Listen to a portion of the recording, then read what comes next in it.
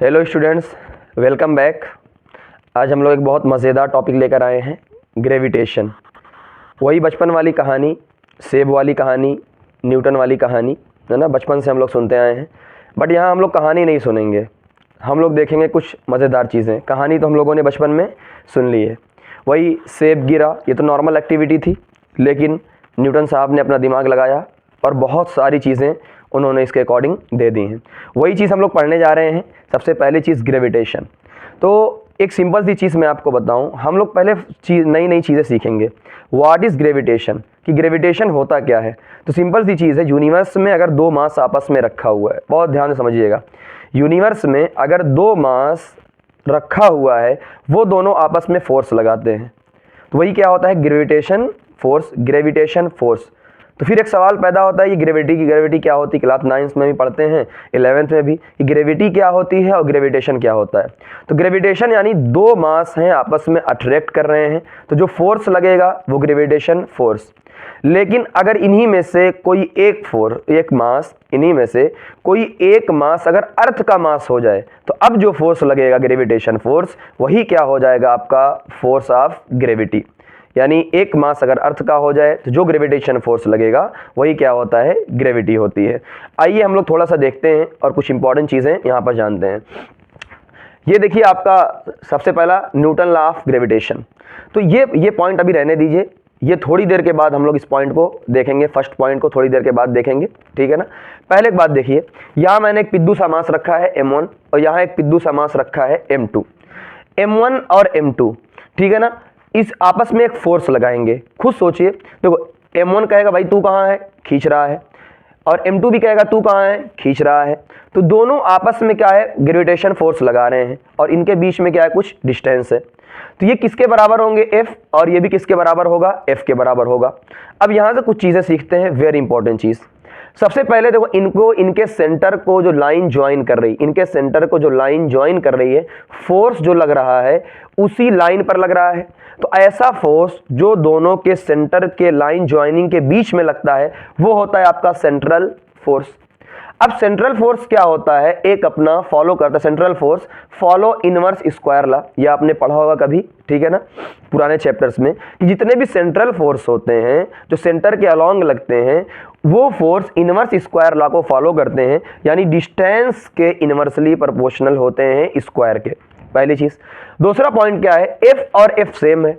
आप बहुत इंपॉर्टेंट चीज है, अगर एफ और एफ सेम है, यानी एक एफ इधर लग रहा है, एक एफ इधर लग रहा है, दोनों एक्शन रिएक्शन पेयर बन गए। आपने न्यूटन लॉ ऑफ एनएलए में पढ़ा होगा, न्यूटन लॉ ऑफ मोशन। तो एक्शन रिएक्शन पेयर जो बनते हैं, उनका जो नेट रिजल्टेंट फोर्स आता है सिस्टम पर, वो क्या आता है, जीरो आता है। अब सोचो, अगर नेट रिजल्टेंट फोर्स जो सिस्टम पे जीरो आएगा, तो सिस्टम का एक्सेलरेशन क्या होगा, जीरो। और अगर सिस्टम का एक्सेलरेशन जीरो होगा तो वेलोसिटी कांस्टेंट होगी, यानी इनका जो सेंटर ऑफ मास होगा वो अपनी जगह पर रहेगा। ये पिछले चैप्टर की कुछ बातें। आगे आएंगे, यहाँ पर मैं थोड़ा सा और आपको बता दूं, यहाँ मैंने कुछ चीज़ें लिखी हैं, ये वेरी अभी इसको देखेंगे हम लोग, ठीक है ना, कि जिस तरीके से ये m1 होता है, m2 होता है। जैसे ही 12th में आप जाएंगे, सबसे पहला चैप्टर आएगा इलेक्ट्रोस्टैटिक पोटेंशियल एंड कैपेसिटेंस। तो वहाँ पर मास की जगह पर क्या हो जाएगा, आपका चार्ज हो जाएगा। तो वो अट्रैक्ट करेगा या रिपल करेगा, आप खुद सोचिए। मास है, आपस में अट्रैक्ट कर रहा है, क्योंकि मास सिर्फ प्लस होता है, माइनस तो हो नहीं सकता, लेकिन चार्ज प्लस और माइनस भी हो सकता है। तो यानी चार्ज रिपल भी कर सकता है, प्लस प्लस रिपल करेगा, और प्लस माइनस क्या करेगा, अट्रैक्ट करेगा, और माइनस माइनस क्या करेंगे, रिपल करेंगे। तो सेम साइन वाले क्या करते हैं, रिपल। लेकिन जो मास होता है अर्थ, ये दो मास, वो आपस में हमेशा अट्रैक्ट करते हैं। आइए कुछ चीज़ें देखते हैं। यानी जो अपना फोर्स है वो मास के डायरेक्टली प्रोपोर्शनल है, m1 और m2 के, और इनवर्स स्क्वायर लॉ है तो 1/r स्क्वायर के। ये हमारा दो इक्वेशन बन गया, हमने इसको डायरेक्ट लिख दिया m1 m2/r स्क्वायर। तो पूरी फिजिक्स के अंदर और केमिस्ट्री के अंदर जब भी प्रोपोर्शनलिटी कांस्टेंट, ये आपका कांस्टेंट हटता है, तो एक कांस्टेंट आता है, और वो कांस्टेंट टॉपिक के हिसाब से होता है, हम नहीं डिसाइड कर सकते, वो ऑलरेडी डिसाइड किया जा चुका है। तो यहाँ पर कौन सा कांस्टेंट आता है, जी। अब मैंने इस पे स्टार लगाया है, वेरी वेरी इंपॉर्टेंट चीज़ है ये। पहली चीज़, ये जी क्या होता है, यूनिवर्सल ग्रेविटेशनल कांस्टेंट। एक चैप्टर में भी आप लोगों ने पढ़ा हो, KTG kinetic kinetic theory of gas, वहां पर PV is equal to NRT आता है। आर जो होता है यूनिवर्सल गैस कांस्टेंट होता है। तो यहां पर कुछ चीजें समझेंगे। यूनिवर्सल ग्रेविटेशनल कांस्टेंट, तो यूनिवर्सल का मतलब क्या है? Same in universe, same in universe, यानी पूरी यूनिवर्स में क्या रहेगा? सेम। यानी आप कूलर में रख दो, आप दुनिया के किसी कोने पर चले जाओ, हिमालय पर्वत पे चले जाओ, अमेज़न के जंगलों में चले जाओ, या ज़मीन के अंदर चले जाओ, आसमान के ऊपर चले जाओ, कहीं भी चले जाओ, जो जी की वैल्यू होती है वो हमेशा क्या रहेगी? सेम। वेरी वेरी इंपॉर्टेंट, यानी किसी भी चीज़ पर ये डिपेंड नहीं करती है। आगे आएंगे देखेंगे इसकी वैल्यू 6.67 इंटू 10⁻11। अब यूनिट वेरी इंपॉर्टेंट, और यूनिट से ही निकल के आता है, आपने चैप्टर फर्स्ट में पढ़ा होगा डायमेंशनल फार्मूला, वहां से निकाल सकते हैं। आइए देखते हैं हम क्या करेंगे। हमें जी की यूनिट निकालना है। ये फोर्स की यूनिट न्यूटन, आर स्क्वायर को इधर ट्रांसफर कर देंगे तो न्यूटन मीटर स्क्वायर, और नीचे m1 m2 यानी क्या हो जाएगा? KG square. इजी, आसान तरीके से रटना नहीं है। हम जब डायमेंशनल फार्मूला निकालेंगे, फोर्स यानी न्यूटन का क्या होता है? mlt-2, मीटर स्क्वायर क्या होता है? एल स्क्वायर, और केजी स्क्वायर का क्या होता है? अपना एम स्क्वायर। तो इस अकॉर्डिंग हम लोग डायमेंशनल फार्मूला भी निकाल सकते हैं। तो ये वेरी वेरी इंपॉर्टेंट चीज है। आगे हम लोग देखते हैं, थोड़ा सा ज्ञान की बातें कर लेते हैं, थोड़ा सा, ज्यादा नहीं। कि यहाँ पर देखो हमने क्या रखा है? m1 m2 रखा है। यहाँ पर हमने चार्ज q1 q2 रखा है। तो यहाँ पर ये देखो पूरे इलेक्ट्रोस्टैटिक में मैं थोड़ा सा इसलिए पढ़ा रहा हूँ थोड़ा सा, ताकि आप जैसे ही 12th में जाओ तो आपको जाना जाना लगे, पहचाना लगे। बहुत सारी चीजें यहीं पर खत्म हो जाएंगी। यहाँ पर देखो, यहाँ पर जी है, यहाँ अलग कॉन्स्टेंट आएगा, क्यों? के आएगा। यहाँ पर m1 m2 है, वहाँ q1 q2 है, यहाँ आर स्क्वायर, वहाँ आर स्क्वायर। अब यहाँ ये जी जो था ना, इसलिए साथ में बता रहा हूँ, जो जी था अपना वो जी कांस्टेंट था यूनिवर्सल। लेकिन ये जो के होता है, ये इसकी वैल्यू होती है 1/4 पाई ई नॉट। ई नॉट क्या होता है? मीडियम की परमिटिविटी, आप पढ़ेंगे, कोई टेंशन की बात नहीं है। तो ई नॉट मीडियम पर डिपेंड करता है, यानी जैसे ही आप एयर में अलग, वाटर में अलग, और किसी और जगह जाएंगे तो अलग। आगे देखते हैं थोड़ा सा ज्ञान की बातें। 4 टाइप ऑफ फोर्स होते हैं। नेचुरल फोर्स टाइप के होते हैं, एक न्यूक्लियर फोर्स, एक इलेक्ट्रोस्टैटिक फोर्स, एक अपना मैग्नेटिक फोर्स, ये वाला और ये वाला आपका तीनों कहाँ आएंगे? क्लास 12th में आएंगे। और ये ग्रेविटेशनल कांस्टेंट। तो सबसे वीकेस्ट क्या होता है? ये अपना होता है ग्रेविटेशनल वाला फोर्स होता है। तो ये कुछ चीजें थी, इंपॉर्टेंट चीजें। फिर हम लोग आगे बढ़ेंगे प्रॉपर्टीज के ऊपर। प्रॉपर्टीज आप हम लोग ग्रेविटेशनल फोर्स की कुछ प्रॉपर्टीज देखेंगे, वेरी इंपॉर्टेंट। कुछ प्रॉपर्टी हम लोगों ने पहले ही देख ली है, लिखेंगे नहीं उसको, कि सेंट्रल फोर्स होता है, इनवर्स स्क्वायर लॉ को फॉलो करता है, आपका एक्शन रिएक्शन पेयर होता है। ये सारी चीजें हम लोग पहले ही देख चुके हैं। अब हम लोग देखेंगे सबसे पहली चीज, प्रॉपर्टीज ऑफ ग्रेविटेशनल फोर्स। सबसे पहला है ऑलवेज अट्रैक्टिव इन नेचर। मैंने बताया था कि जो मास होता है वो ऑलवेज ऑलवेज ऑलवेज हमेशा अट्रैक्टिव नेचर का होता है, जबकि चार्ज क्या होता था? अट्रैक्ट भी कर सकता था और रेपल भी कर सकता था। अगला वीकेस्ट फोर्स इन नेचर, मैंने बताया था ज्ञान की बातों में कुछ, कि जो ग्रेविटेशनल फोर्स होता है वो वीकेस्ट फोर्स होता है। अगला no effect when placed in different medium. मैंने बताया था कि आप दुनिया में किसी कोने पर चले जाओ, जी की वैल्यू सेम रहती है, मास तो सेम रहेगा ही। यहाँ पर एक कंफ्यूजन आप लोगों को आएगा कि यार वो मून पे तो चेंज होता था, वहाँ मास नहीं चेंज होता था, वहाँ वेट चेंज होता था। आगे हम लोग पढ़ेंगे, कंफ्यूजन क्लियर कर लीजिए। यहाँ पर no effect when placed in different medium, यानी एक बार क्या किया हमने, एयर का मास है उसको एयर में रखा, क्या फोर्स आया? ये अपना, उसी को हमने क्या कर दिया? उसी को एक डब्बे में बंद कर दिया और पानी डाल दिया, यानी उस मास को हमने वाटर के अंदर डाल दिया। तब भी क्या है हमारा, चाहे पानी में लेके जाओ, चाहे वाटर में लेके जाओ, चाहे दुनिया के किसी कोने में कूलर में बंद कर दो, फ्रिज में बंद कर दो, वॉशिंग मशीन में बंद कर दो, कहीं भी लेकर जाओ, आपका फोर्स क्या रहेगा? सेम रहेगा। तो ये वेरी इंपॉर्टेंट। फिर सबसे इंपॉर्टेंट पॉइंट ये है, वेरी वेरी इंपॉर्टेंट, जो मैंने एक पॉइंट आपसे कहा था कि इसको छोड़ दीजिए, आगे समझते हैं। तो जो न्यूटन का लॉ होता है वो किस पर वैलिड होता है, कैसे हम उसको कैलकुलेट करेंगे? पहली चीज क्या होती है? पॉइंट मास होना चाहिए, कि जो पॉइंट मास है, पिद्दू सा मास है, उस मास पर न्यूटन का जो लॉ है वो वैलिड होता है।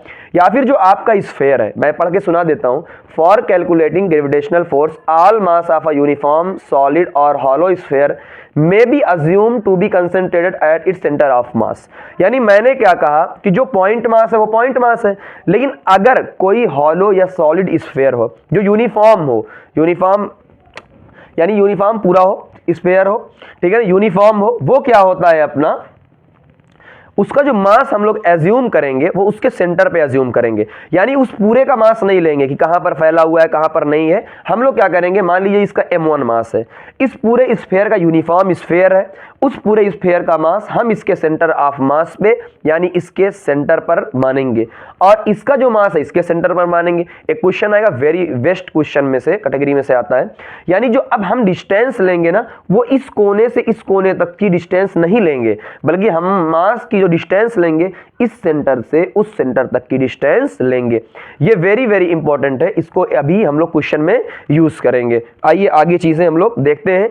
प्रिंसिपल ऑफ सुपरपोजिशन ना, एक टॉपिक आपका छूटा है जो कीपलर्स लॉ है, हम लोग इसको जो है लास्ट में करेंगे। कीपलर्स लॉ को जब सब कुछ पढ़ लेंगे, बहुत सारी जगहों पर पहले करा दिया जाता है, लेकिन पहले थोड़ा सा ज्ञान ले लें, पहले ग्रेविटेशन के बारे में चीजें जान जाएं, तब हम लोग लॉ को पढ़ेंगे। फिर आते हैं हम लोग प्रिंसिपल ऑफ सुपरपोजिशन पे। ये कुछ नहीं है, बहुत बड़ी बात है, बस हम वेक्टर एडिशन कर रहे हैं, चीजों का वेक्टर एडिशन कर रहे हैं। ये मैंने लिखा है आपका प्रिंसिपल ऑफ सुपरपोजिशन, यानी हम लोग क्या कर रहे हैं, सुपरपोज कर रहे हैं, जोड़ रहे हैं, वेक्टर एडिशन कर रहे हैं। आइए देखते हैं, बहुत इजी है, कई जगह यूज होगा। आपका एसएचएम चैप्टर आएगा सिंपल हार्मोनिक मोशन, आपका क्लास 12th में आएगा वेव ऑप्टिक्स आएगी, उसमें भी प्रिंसिपल ऑफ सुपरपोजिशन यूज किया था। आइए समझते हैं। ये अपना मास है m1, m2, m3, m4। हम लोग देख रहे हैं m1, मुझे m1 पे ही देखना है ना, मुझे किसी से मतलब नहीं है, मेरी मर्जी है।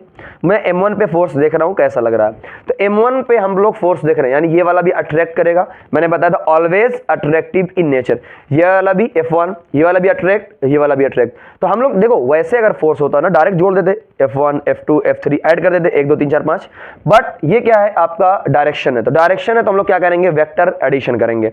आइए एग्जांपल से हम लोग समझते हैं। ये मेरा मास m है और ये m1 है, ये m2 है। m1 ने अपनी तरफ खींचा, आ जा भाई, m2 ने अपनी तरफ खींचा, मेरी तरफ भी आ जा, तो बताइए दोनों तरफ आ जा, तो क्या उनके बीच में कुछ एंगल आएगा, ठीक है एंगल आएगा।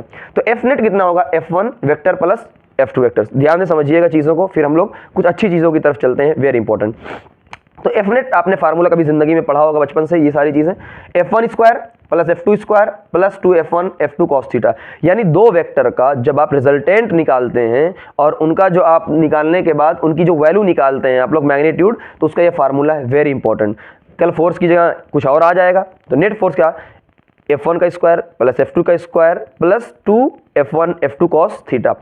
अगर हमारा F1 F2 F के बराबर हो जाए, यानी अगर हमारा दोनों फोर्स का मैग्नीट्यूड सेम हो जाए, F1 is equal to F2 is equal to F, तो जो फार्मूला आएगा क्या आएगा, 2F cos थीटा बाई 2। ये आप डिराइव कर सकते हैं, मैंने डायरेक्ट रिजल्ट आपको लिख दिया है, ये रिजल्ट आपको याद रखना है, ये रिजल्ट आपको याद रखना है, यानी जो आपका F1 और F2 है वो F के बराबर है, तो ये रिजल्टेंट आएगा। इससे आप बड़े बड़े सवालों को चुटकियों में कर सकते हैं, हम इसका आगे यूज करेंगे। आइए समझते हैं क्या होगा। ये मैंने ये फार्मूले को यूज करेंगे, अगर दोनों के बीच में एंगल क्या है, जीरो, क्या आ जाएगा, देखो जीरो है तो cos जीरो कितना आएगा, 1, cos जीरो की वैल्यू कितनी होती है 1, तो 2f आ जाएगा। ये मैंने अलग अलग वैल्यू लिख दी है, उससे पहले मैंने कुछ इंपॉर्टेंट वैल्यू आपकी ज्ञान की बातें लिख दी हैं, इसको नोट डाउन आप कर सकते हैं कि अगर साइन जीरो की वैल्यू पूरी कितनी आएगी। ये पूरा आपका टेबल होता है, बहुत सारे लोगों को याद होता है, जिनको नहीं याद होगा वो इसको लिख लेंगे, हमेशा पूरी फिजिक्स और केमिस्ट्री में ये काम आएगा। देखते चलते हैं, ये 0 है, 60 है। अब खुद दिखाइए हमारा थीटा कितना है 60, लेकिन यहाँ थीटा बाई 2 है, यानी cos 30 की वैल्यू यहाँ से देखेंगे कितना आएगा, √3 बाई 2, तो 2 कट जाएगा और √3 आ जाएगा, यानी 60, 90, 120, 180 जो आएगा हम डायरेक्ट वैल्यू यूज कर। सबसे ज्यादा क्या आता है आपका 60 आता है और आपका 90 आता है। एक चीज हमेशा याद रखेंगे, मैं सिंपल बताऊं आपके दिमाग में, जैसे ही एंगल अक्सर यूज होता है 90, जैसे हम देखें दो वेक्टर के बीच में 90 एंगल है, तुरंत √2, कितनी वैल्यू याद रखेंगे, √2। ये वेरी इंपॉर्टेंट, ये कुछ चीजें हैं आप डायरेक्ट यहाँ फार्मूले से अप्लाई कर सकते हैं। बड़े बड़े क्वेश्चन को हम लोग इस मेथड से भी करेंगे, लेकिन ये वाला मेथड चुटकियों में आपके क्वेश्चन को MCQ वगैरह जो आने लगा है, तो चुटकियों में आप क्वेश्चन को देख कर ही टिक लगा सकते हैं, ठीक है ना। हमने पढ़ लिया है पूरा न्यूटन लॉ ऑफ ग्रेविटेशन। आइए हम लोग क्वेश्चन का दौर शुरू करते हैं। सबसे पहली चीज हमारा क्वेश्चन है, देखिए ये दो पॉइंट मास हैं m और 2m और इनके बीच में डिस्टेंस है 5 बार। तो ये अपना स्टार्टर है, जैसे फ्रेंच फ्राइज होती हैं हमने ऑर्डर किया है, तो स्टार्टर है, एकदम सिंपल सा क्वेश्चन है। आइए देखते हुए चलते हैं क्वेश्चन को। फोर्स निकालना है, फोर्स कितना होता है G, m1 कितना है m, m2 कितना है 2m और डिस्टेंस कितना है 5r और इसका होल स्क्वायर, ठीक है ना। कितना आ जाएगा, इज इक्वल टू G, और यहाँ हमने क्या कर दिया 2 आगे ले लिया है, तो G 2gm square upon 25r square. तो ये सिंपल सा क्वेश्चन था पॉइंट मास का। अब जो हमने अगला कॉन्सेप्ट पढ़ा है वो देखेंगे कि ये स्फेरिकल ऑब्जेक्ट है और मैंने पहले ही बताया था कि आपको कि जो स्फेरिकल ऑब्जेक्ट होता है उनका जो हम लोग मास यूनिफॉर्म हो, स्फेरिकल हो और ये अपना सॉलिड है या हॉलो हो, जो भी है, इसका जो हम लोग मास एज्यूम करते हैं वो कहाँ पर करते हैं, उनके सेंटर पर, यानी सेंटर ऑफ मास यानी सेंटर पे करते हैं। तो आइए करते हैं, इसका सेंटर यहाँ पर है, हमने 2m मास को यहाँ पर एज्यूम किया, हमने 5m मास को यहाँ एज्यूम किया। तो हमने पहले ही कहा था कि इनके सेंटर के बीच की डिस्टेंस लेनी है। आइए लेते हैं, यहाँ से यहाँ तक की, देखिए यहाँ से यहाँ तक की डिस्टेंस कितनी है r, फिर ये 2r और फिर ये 2r, यानी 1r ये हो गया, और फिर यहाँ से यहाँ तक 2r हो गया अपना, और यहाँ से यहाँ तक 2r हो गया। टोटल डिस्टेंस कितनी हो गई, 2r 2r 4r और 5r। यानी हम क्या लिखेंगे, अपना मास कितने, देखो g अपना 2m 5m और कितना हो जाएगा अपना 5r का होल स्क्वायर। तो ये वेरी वेरी इंपॉर्टेंट चीज़ आपके सामने आई है, बहुत ज़्यादा इंपॉर्टेंट चीज़ है, और इन चीज़ों को हमें ध्यान में रखना हुआ है कि जब भी स्फेरिकल ऑब्जेक्ट आए, दो ही टाइप के अभी आएंगे। हमने कहा था कि जो हमारा पॉइंट मास आएगा, पॉइंट मास में देखिए हमने ये फॉर्मूला लगाया, जो स्फेयर ऑब्जेक्ट आया था, स्फेयर ऑब्जेक्ट में हमने क्या उसके सेंटर पे मास माना और उसके अकॉर्डिंग हमने निकाला। फिर इसके अलावा कुछ भी आ जाएगा तो हम लोग क्या करेंगे, इंटीग्रेशन करेंगे। आगे सीखते हुए चलते हैं। अब ये क्वेश्चन वेरी इंपॉर्टेंट है कि अगर इस एक्सपेरिमेंट को, ये जो हमने एक्सपेरिमेंट किया है, अगर इसको मून पे लेके चले जाएं, अगर इसको हम मून पे लेकर चले जाएं तो इस पर फोर्स पर क्या इफेक्ट पड़ेगा। बहुत सारे लोगों के दिमाग में आता है कि मून पे जाते हैं तो 1/6 आ जाता है, बट वेरी इंपॉर्टेंट, वो जो आता था वो जी है। दोनों जी में डिफरेंस समझिए। हम लोग क्या देख रहे हैं, एक कैपिटल जी है और एक स्मॉल जी है। इस बार ये जी कैसा होता है, यूनिवर्सल ग्रेविटेशनल कांस्टेंट, यानी ये हमेशा कांस्टेंट रहता है, दुनिया के किसी कोने में चले जाइए ये नहीं बदलता। ये वैरी करता है according to height, according to depth, according to rotation, pole पे अलग, सारी चीजें ये करता है। तो हम लोग क्या फोर्स देख रहे हैं, जी वाला, यानी इस पर कोई भी इफेक्ट नहीं पड़ेगा। तो बहुत सारे लोगों का ये भी ऑप्शन आ सकता है कि मैं तो कभी चांद पर गया ही नहीं हूं, मैं कैसे देखूं। यानी कौन सा है अपना सेम, यानी कहीं भी लेकर चले जाइए हमारा क्या होता है, सेम होता है। अगला question very very very important question, ये सारी चीजें आपको सिखाई नहीं जाएगी कहीं और, ठीक है ना। मैं आगे डिस्कशन करूंगा कि हम लोग क्यों नहीं जान पाते हैं, क्यों सोच नहीं पाते हैं आगे की चीजों को, क्यों हमारा क्वेश्चन यहीं पर जाकर अटक जाता है। हम लोग इसमें अभी लास्ट में डिस्कस करेंगे, वेट करिए, बहुत इंपॉर्टेंट बातें आने वाली हैं। पहले क्वेश्चन देखते हैं। हमारे पास क्या है, दो स्फेयर है, दो स्फेयर जिसका मटेरियल दिया हुआ है, सेम मटेरियल का स्फेयर दिया हुआ है, और जिनके सेंटर को आपस में हमने सरफेस को क्या कर दिया है, टच करवा दिया है। तो सबसे पहला कॉन्सेप्ट हम लोग क्या निकालेंगे कि इनका मास हम एज्यूम करेंगे कहां पर, इनका मास इनके सेंटर पर m, डिस्टेंस कितनी आ गई 2r, जैसा कि हम लोगों ने देखा है। अब बहुत सारे लोगों का देखो वैल्यू क्या आएगी, हमने क्या माना, ये r रेडियस का इसका मास m है, तो ये भी r रेडियस का है, उसका भी मास क्या हो जाएगा m। तो यानी हम यहां तक पहुंच जाएंगे f g m1 m2 upon r square. तो हमारे अकॉर्डिंग क्या हो जाएगा, फोर्स मास का स्क्वायर अपान जो इनकी डिस्टेंस है r स्क्वायर, यानी मास का स्क्वायर r स्क्वायर। यहां तक आ गया। तो यहीं से बहुत सारे लोग ऐसे होंगे जिनका ऑप्शन मैंने देखो पहले ही क्लिक किया है, जिनका ऑप्शन ये जाएगा। क्वेश्चन क्या पूछा हुआ है कि मान लीजिए इनके बीच में जो फोर्स है वो F है, तो F डायरेक्टली प्रोपोर्शनल है R की पावर n। तो बताइए n क्या होगा, R की पावर 2 -2 3 4 5 जो भी होगी क्या होगा। तो हम देखते हैं बहुत सारे लोग क्या कहेंगे R की पावर 2, ये ऊपर जाएगा -2, यानी ये वाला ऑप्शन होगा, बट ये ऑप्शन नहीं होगा। आप कुछ सोचिए, क्या कहीं आपको मास दिया हुआ है, कहीं पर मास दिया नहीं हुआ है, तो ये ऑप्शन कैसे होगा। यानी क्या दिया हुआ है, सेम मटेरियल, मटेरियल क्या होता है अपना डेंसिटी, मटेरियल सेम दिया हुआ है, आपको कहीं भी मास नहीं दिया हुआ है, इसलिए पहला ऑप्शन जो लगाएगा उसका फौरन रॉन्ग हो जाएगा। तो आइए सीखते हैं। डेंसिटी क्या होती है, मास बाई वॉल्यूम, और मास क्या होता है, इसका मतलब डेंसिटी इनटू वॉल्यूम, और स्फीयर का वॉल्यूम क्या आता है 4/3 पाई r क्यूब। तो ये सारे के सारे कांस्टेंट है, यानी वॉल्यूम क्या होता है, रेडियस के क्यूब के प्रोपोर्शनल होता है, ठीक है। यानी मटेरियल यहाँ पर क्या दिया हुआ है, सेम मटेरियल है, अगर मटेरियल सेम है तो आपकी डेंसिटी क्या हो जाएगी, सेम हो जाएगी। आइए देखते हैं हमारा क्या रिलेशन आया था, F directly proportional to mass का स्क्वायर और रेडियस का स्क्वायर। हमने मास की जगह पर क्या रखा है, density into volume, very simple. तो डेंसिटी इनटू वॉल्यूम का स्क्वायर अपान r स्क्वायर। देखिए वॉल्यूम क्या था, r की पावर 3, ये वेरी वेरी इंपॉर्टेंट, बहुत जगह यूज होगा ये वाला। तो r की पावर कितना हो जाएगा, ये देखिए r3 का स्क्वायर, r की पावर 6। मैंने यहाँ डेंसिटी नहीं लिखी क्योंकि डेंसिटी क्या है, कांस्टेंट है, यहाँ पर दिया हुआ है सेम मटेरियल। तो r की पावर 6 और r की पावर 2, तो क्या हो जाएगा r की पावर 4, यानी इसकी वैल्यू कितनी आएगी, ये जो r की पावर n है, तो n की वैल्यू कितनी आएगी अपनी 4 आएगी। अगर डेंसिटी वेरी करती, बाय द वे अगर मटेरियल सेम ना होता, डेंसिटी वेरी करती, और अगर डेंसिटी वेरी करती हम यहाँ कांस्टेंट ना मान के यहाँ डेंसिटी लेते तो डेंसिटी का स्क्वायर आ जाता, तो डेंसिटी का स्क्वायर और रेडियस की पावर 4। तो वेरी इंपॉर्टेंट क्वेश्चन ये वाला है। हम लोग और भी क्वेश्चन आगे देखते हुए चलेंगे। आइए जुलूस को आगे बढ़ाते हैं। ये क्वेश्चन बहुत इंपॉर्टेंट कॉन्सेप्ट है। एक मास है जिसको दो पार्ट में तोड़ा गया है, एक मास है जिसको दो पार्ट में तोड़ दिया गया है, कोई एक फिक्स डिस्टेंस पे उसको रख दिया गया है। तो आपसे पूछ रहा है कि उनके बीच में मैक्सिमम फोर्स कब आएगा, मैक्सिमम फोर्स कब आएगा। आइए हम देखते हैं, यानी उनका रेशियो मास का m1/m2 कितना होगा, किस रेशियो में हम तोड़ेंगे। तो मान लीजिए मास अपना m था, हमने उसको मान लिया m में तोड़ दिया, दो पार्ट में तोड़ा। एक का मास कितना है m, अगर एक का मास m है तो दूसरे का मास क्या हो जाएगा, इसमें से घट जाएगा m माइनस m। हम एक ही वेरिएबल लेते हैं ताकि हमारा इजीली, बहुत इजीली हम लोग अप्रोच कर सकें। अगर हमने क्या किया, देखिए हमारा फोर्स कितना है g m और एक मास m minus m r square.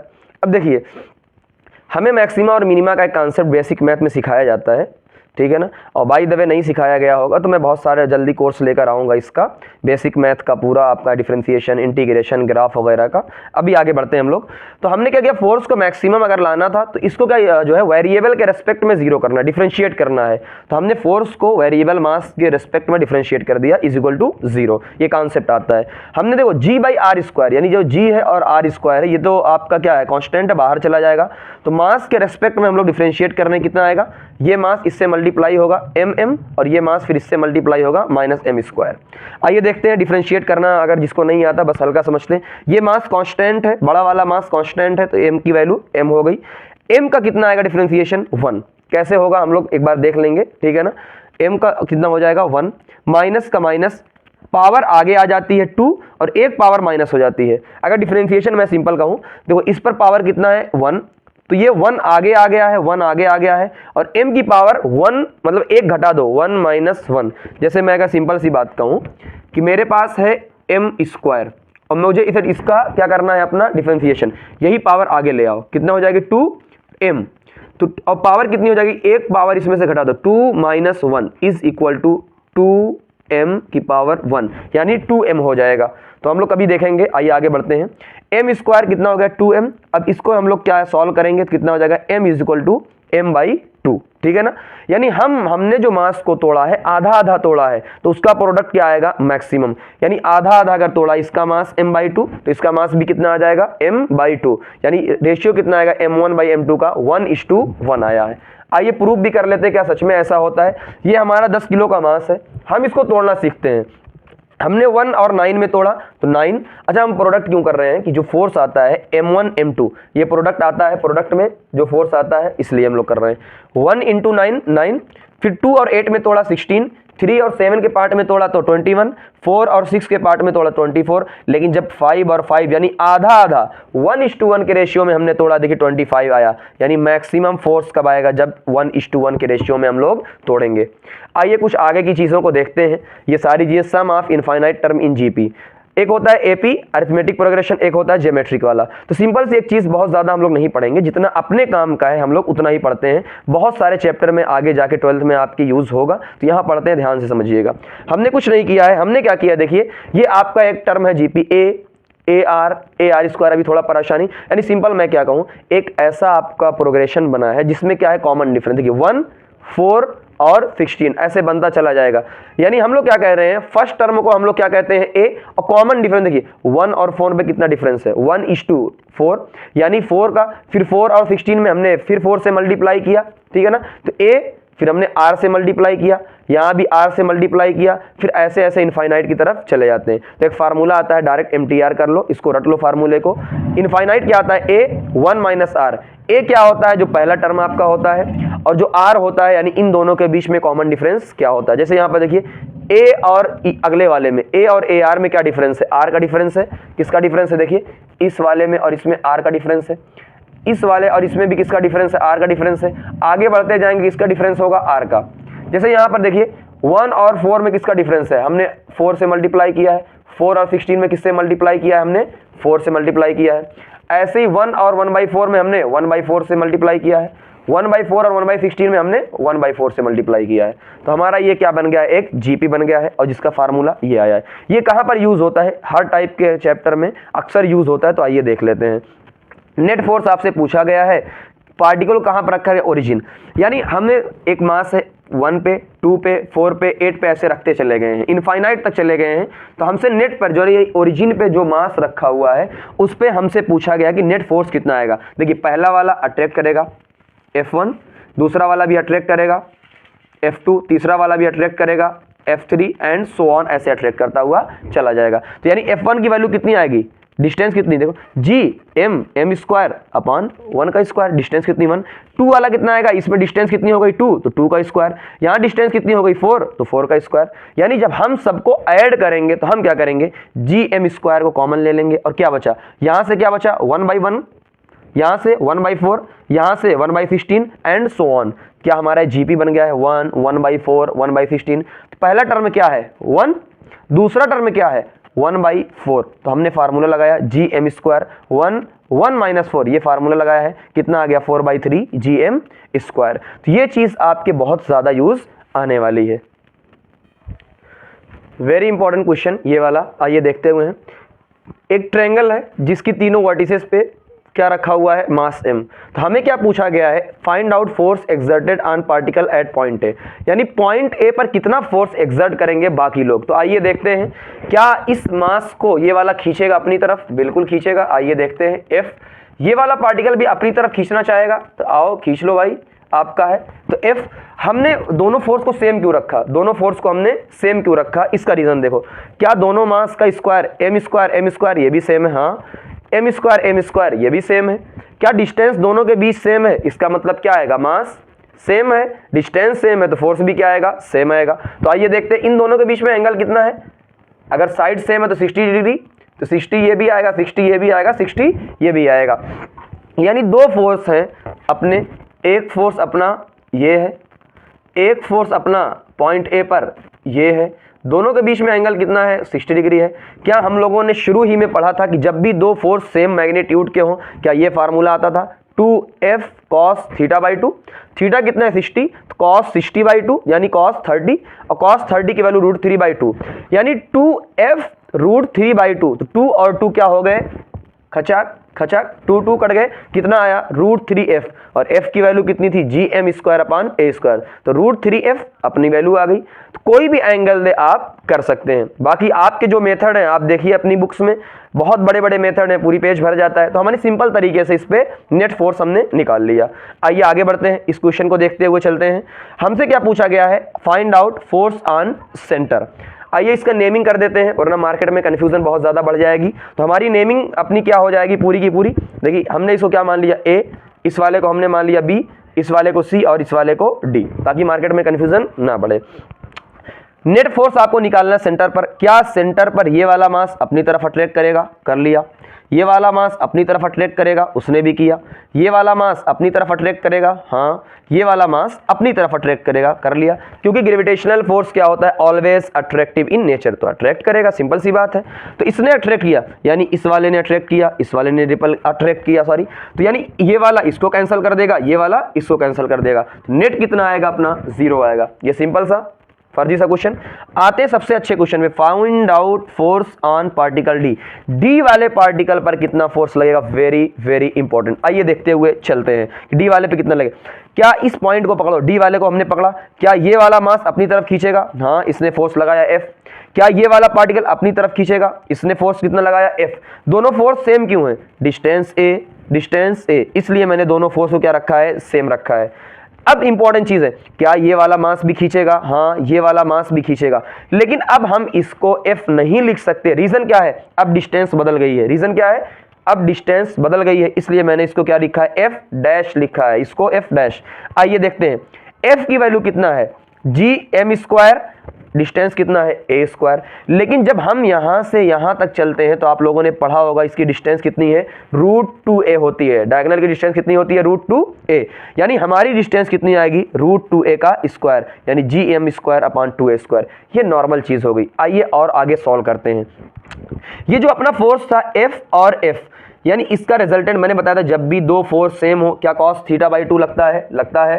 Cos theta कितना है, थीटा कितना है 90, तो थीटा अगर 90 है तो कॉस थीटा बाई 2 45, और 45 की वैल्यू 1/√2 कितनी होती है 1/√2, कितना नेट रिजल्टेंट कितना आएगा √2। और मैंने बताया भी था आपको जब भी 90 डिग्री आए तो रिजल्टेंट कितना आता है √2 के बराबर आता है। देखिए √2 f के बराबर आ गया, यानी जो f और f था उसका जो रिजल्टेंट आया वो कितना आया है √2f। हमने लिख दिया रिजल्टेंट।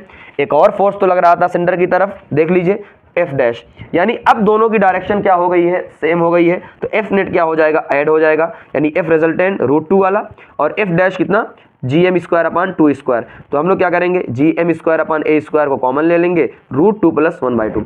अगर मैं सिंपल कहूँ बहुत जल्दी से खत्म करता हूँ इसको, सिंपल सी बात है, आइए देखते हैं। इस वाले मास ने इसको खींचा, इस वाले मास ने इसको खींचा, दोनों का डिस्टेंस सेम है, तो हमने क्या किया दोनों फोर्स सेम है। अगर दोनों फोर्स सेम है तो उसका रिजल्टेंट हमने निकाल लिया, और रिजल्टेंट सेंटर के बीच में आता है तो कितना आया √2f, ठीक है। लेकिन एक और मास तो खींच रहा था, इसका डिस्टेंस अलग था इसलिए फोर्स भी क्या था अलग था, तो एक सेंटर की तरफ तो रिजल्टेंट वाला आ रहा है और एक क्या आ रहा है अपना ये वाला बीच वाला आ रहा है, तो यानी दोनों फोर्स अब दोनों सेंटर की तरफ आ रहे हैं, तो हम दोनों को सिंपल से क्या कर देंगे ऐड कर देंगे। तो ये दोनों क्वेश्चन बहुत इंपॉर्टेंट है, बहुत अच्छे क्वेश्चन है। आगे बढ़ते हैं नोट पॉइंट की तरफ, वेरी इंपॉर्टेंट चीज़ है ये हमेशा आपके काम आएगी, वेरी वेरी इंपॉर्टेंट है। आइए क्वेश्चन भी अभी इस पे देखेंगे। ये हमारा क्या है 4 टाइप के रेगुलर पॉलीगन है। क्या होता है ये ट्रायंगल है, ये अपना स्क्वायर हो गया, ये पेंटागन हो गया, ये हेक्सागन हो गया। खाली आपको याद क्या रखना है, सिंपल सी चीज़ आपको याद क्या रखना है, ये जो इसका सेंट्रॉयड होता है, सेंट्रॉयड क्या होता है तीनों साइड, ऊपर वाली साइड, ये वाली साइड और ये वाली साइड, इसकी वैल्यू सेम होती कितना होती है a/√3, ये आपको घोल के पी जाना है। दूसरा ये क्या होता है अपना, ये अपना जो है क्या इस अपना जो है रेक्टेंगल नहीं सॉरी इसको कहते हैं हम लोग, भूल गया आई थिंक,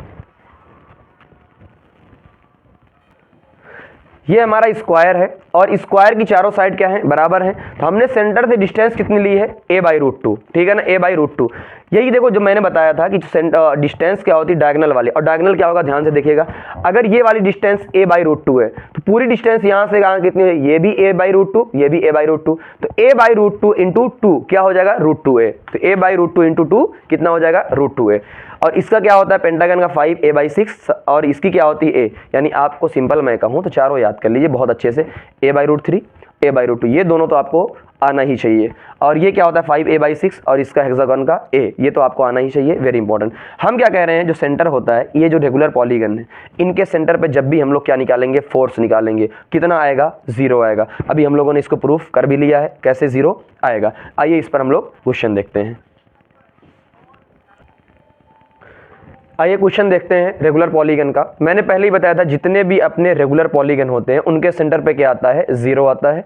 ये देखिए हमारा ये अपना पेंटागन बना हुआ है, मास दिया हुआ है तो एक अपनी तरफ खींचेगा, सब अपनी अपनी तरफ खींचेंगे तो नेट कितना आएगा अपना 0 आता है ना, ये नेट रेगुलर पॉलीगन का प्रूव्ड है, ये क्या आता है नेट 0 आता है। बट अगला क्वेश्चन है ना ये वेरी इंपॉर्टेंट, क्लास 12 में भी आएगा, तो इसको कॉन्सेप्ट को सीखिए ध्यान से।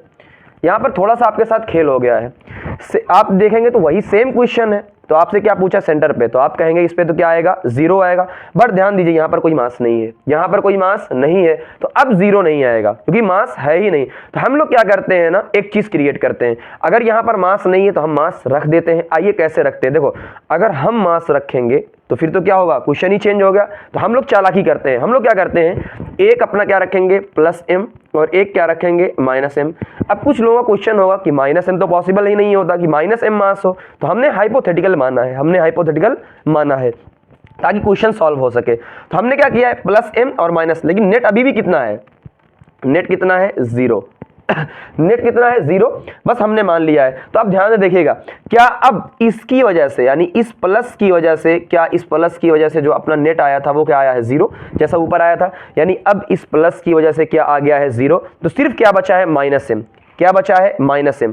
बहुत इंपॉर्टेंट चीज देखिएगा, अगर ये +m होता, ध्यान से देखिए मैं क्या कह रहा हूं, अगर ये +m होता क्या अपनी तरफ खींचता, बिल्कुल हाँ, अगर ये +m होता तो अपनी तरफ खींचता, लेकिन ये -m है यानी ये रिपल करेगा, यानी यहां ना इधर ना आकर वो कहां जाएगा, फोर्स एक्ट कहां करेगा, यहां पर एक्ट करेगा, ठीक है ना। और इनके बीच की डिस्टेंस कितनी होती है 5a/6, यानी फोर्स कितना आएगा gm², यानी सेंटर पर हमने क्या रख दिया था एक मास, उसके अकॉर्डिंग देख रहे हैं gm² और 5a/6 का स्क्वायर, जो इसकी डिस्टेंस है कितना यार 36/25, यानी हमने क्रिएट किया है, तो माइनस इम्पॉसिबल नहीं होता, हाइपोथेटिकल बस हमने क्रिएट किया है। आइए देखते हैं, very very important question, one of the best question ये है, बहुत ही इंपॉर्टेंट क्वेश्चन है, सर्कुलर मोशन का क्वेश्चन, अगर किसी ने पढ़ा होगा, वेरी इंपॉर्टेंट। क्या कहा गया है आपको, दो पार्टिकल हैं, ये आपके फाइंड वैल्यू विच रिमेल, ये पार्टिकल अपने सर्कुलर मोशन कर रहे हैं, सर्कुलर मोशन, तो उनसे आपसे पूछा गया है कि v की ऐसी कौन सी वैल्यू आपकी रखी जाए ताकि ये कांस्टेंट स्पीड के साथ, ताकि ये अपना सर्कुलर पाथ में बने रहे। क्वेश्चन आप लोग पढ़ लीजिएगा ध्यान से। अब देखिए, क्या जब भी कोई ऑब्जेक्ट सर्कुलर मोशन करता है, क्या दो एक्सेलरेशन होते हैं, एक टेंजेंशियल होता है और एक सेंट्रीपिटल होता है। जो टेंजेंशियल एक्सेलरेशन होता है वो स्पीड को चेंज करता है, तो बताइए यहां पर स्पीड कांस्टेंट दी हुई है, अगर स्पीड कांस्टेंट है तो आपको जानते ही होंगे क्या होता है अपना एक्सेलरेशन जीरो, तो टेंजेंशियल एक्सेलरेशन क्या आएगा आपका जीरो आएगा। देखो मैंने यहां पर लिख दिया है, क्योंकि v क्या है कांस्टेंट, अगर v कांस्टेंट है तो टेंजेंशियल वाला क्या आता है जीरो आता है, क्योंकि उसका काम ही स्पीड बढ़ाना, अब स्पीड तो खुद ही कांस्टेंट है तो वो जीरो आएगा। दूसरा कौन सा बचा, सेंट्रीपिटल एक्सेलरेशन, तो आप लोगों ने एक चीज पढ़ी होगी, नहीं पढ़ी होगी तो सुन लीजिए, जो सेंट्रीपिटल फोर्स होता है वो एक्चुअल में फोर्स होता ही नहीं, वो एक इमेजिनरी फोर्स होता है, रियल फोर्स नहीं होता। जो भी फोर्स सेंटर की तरफ लगता है वो एक्ट करता है एज अ सेंट्रीपिटल फोर्स, तो अगर सेंट्रीपिटल फोर्स आएगा तो सेंट्रीपिटल एक्सेलरेशन आएगा। अब कुछ यहां पर कौन सा फोर्स आ सकता है, हम चैप्टर पढ़ रहे हैं ग्रेविटेशन, क्या ये मास है, ये भी मास है, इसका मतलब यहां पर क्या ग्रेविटेशनल फोर्स लगेगा, यानी अब यही ग्रेविटेशनल फोर्स जो सेंटर की तरफ लग रहा है वही एक्ट एज सेंट्रीपिटल एक्सेलरेशन, तो Fg act as centripetal acceleration, यानी दोनों बराबर हो जाएंगे। अब सुनिए, बहुत ध्यान से जो गलती होती है, सेंट्रीपिटल की वैल्यू कितनी होती है mv²/r, r क्या होती है रेडियस, यहां हमने 2r क्यों लिखा है, ध्यान से, जो अपना ग्रेविटेशनल फोर्स होता है उसमें दो ऑब्जेक्ट के बीच की दूरी ली जाती है, तो यानी r ये और r ये, इसलिए हमने क्या लिया है 2r, जबकि इसका फार्मूला कितना होता है mv²/r, ओमेगा के टर्म में भी होता है लेकिन हम लोग वेलोसिटी पढ़ रहे हैं, तो mv²/r, एक m कैंसिल हो जाएगा, तो v² = gm/4r, एक r भी कैंसिल हो जाएगा यहां से, तो देखो v कितना आएगा √gm/4r, तो 1/2 बाहर आ जाएगा, 1/2 बाहर आया gm/r। तो एक सिंपल सी चीज कहें, अगर कोई भी ऑब्जेक्ट सर्कुलर मोशन करता है तो दो एक्सेलरेशन आते हैं, एक सेंट्रीपिटल एक्सेलरेशन आता है, एक टेंजेंशियल। अगर वेलोसिटी कांस्टेंट होती है तो जो टेंजेंशियल होता है वो जीरो हो जाएगा, तो बचेगा क्या, अपना बचेगा सिंपल सा आपका सेंट्रीपिटल एक्सेलरेशन। मैं अगर एक की पॉइंट आपको दूं, जब भी सर्कुलर मोशन अपना होगा तो जो भी सेंटर की तरफ फोर्स एक्ट करेगा वो क्या बन जाएगा अपना सेंट्रीपिटल फोर्स, यानी यहां पर देखो ग्रेविटेशनल फोर्स था तो क्या बन जाएगा अपना वो सेंट्रीपिटल फोर्स हो जाएगा, तो दोनों वैल्यू हम लोग क्या कर देंगे इक्वेट कर देंगे और यहां से वैल्यू निकल आएगी। Very very important question. चलिए हम लोग आगे नेक्स्ट क्वेश्चन की तरफ बढ़ते हैं। आइए एक बेहतरीन क्वेश्चन का नजराना आपके सामने पेश करते हैं। एक शानदार क्वेश्चन आपसे कहा गया है कि ये आपका क्या है, एक मास है, तीन पार्टिकल हैं जिनको ट्रायंगल के वर्टिसेस पे रख दिया गया है, इक्विलैटरल ट्रायंगल आपके पास दिया हुआ है और वो सर्कुलर ऑर्बिट में मूव कर रहे हैं, सर्कुलर ऑर्बिट में मूव कर रहे हैं इस तरीके से कि जो उनका सेंटर ऑफ पाथ हो ऑलवेज क्या हो, वो उनके सेंट्रॉइड पे हो, जो उनका पाथ हो उसका सेंटर कहाँ पर हो, सेंट्रॉइड पे, तो आपको स्पीड निकालनी है। यानी देखिए हम इस पॉइंट को पकड़ते हैं, ये आपका क्या है मूव कर रहा है। अब खुद सोचिए, अगर किसी को सर्कुलर मोशन करना, अभी पिछले क्वेश्चन में हमने देखा था, अगर किसी को सर्कुलर मोशन करना है, क्या सर्कुलर मोशन करने के लिए उसको एक सेंट्रीपिटल फोर्स चाहिए, तो यानी इसको एक सेंट्रीपिटल फोर्स चाहिए, तो वही सेंट्रीपिटल फोर्स कौन देगा, अगर ये मास है तो ग्रेविटेशनल फोर्स देगा। तो आइए देखते हैं, इस पॉइंट पे देखते हैं, क्या इस पॉइंट पर एक फोर्स, इस पॉइंट पर एक फोर्स क्या इस तरफ लगेगा, हाँ, एक फोर्स क्या इस तरफ लगेगा, हाँ ये इस तरफ लगेगा, एक फोर्स इस तरफ लगेगा इस मास की वजह से, एक फोर्स इस तरफ लगेगा इस मास की वजह से, तो नेट फोर्स क्या आएगा, यही मैंने एक फोर्स F एक फोर्स F, दोनों की डिस्टेंस सेम है इसलिए इक्विलैटरल ट्रायंगल है, इसलिए एंगल कितना आएगा 60 आएगा और इसका 60 और 60 कितना आएगा √3। दो चीजें याद कर लीजिए, अगर तो आपका 60 एंगल हो तो √3 आएगा, 90 एंगल हो तो √2 आएगा। यानी नेट फोर्स यहां पर ध्यान से देखिएगा, आपका जो ये चीज होती है, यानी आपका F और F क्या नेट फोर्स आपका सेंटर की तरफ आ रहा है √3F, हाँ, नेट फोर्स सेंटर की तरफ आ रहा है, और जो नेट फोर्स सेंटर की तरफ आएगा क्या वही सेंट्रीपिटल एक्सेलरेशन के जैसा वर्क करेगा। यानी अब वैल्यू आ गई अपनी सेंट्रीपिटल एक्सेलरेशन सेंट्रीपिटल जो फोर्स होता है उसकी वैल्यू किसके बराबर आ जाएगी, ग्रेविटेशनल के, यानी √3f के पास आ गई। तो mv²/r, यहां पर r की वैल्यू क्या है, हमें इस सर्कुलर पाथ की क्या लेना है, रेडियस, यानी a/√3। मैंने बताया था कितनी होती है, a/√3। ट्रायंगल है तो यहां पर देखिए ये ट्रायंगल की भले ही ये a/√3 हो, यानी वही क्या हो जाती है आपके सर्कल की रेडियस हो जाती है। तो a/√3 यहां से यहां हो गई, जो इसकी वर्टिसेस से यहां तक की डिस्टेंस थी वही उसकी रेडियस है।